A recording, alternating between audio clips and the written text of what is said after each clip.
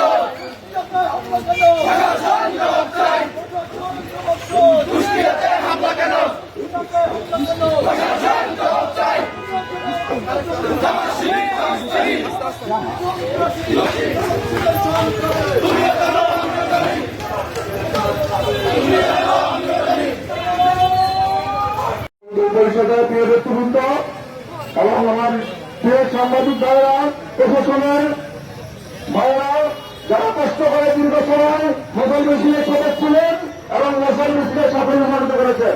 আপনারা জানেন কিন্তু আমাদের মশাল মিছিল হয়েছে। বন্ধুগণ, আমি বলতে চাই যে বেকার কথা বললে তার প্রতিবাদ করতে হবে। কেউ যদি অন্যায় কোনো কথা বলে তার প্রতিবাদ না করলে, তার লাগাম টেনে না করলে সেটা তার কথা বলতেই থাকবে, অরাজকতা সৃষ্টি হয় তার জন্য। আজকে কুষ্টিয়াতে গণঅধিকার পরিষদের মিছিলে যে হামলা করেছে, আমি একটি নিন্দা এবং প্রতিবাদ জানাচ্ছি।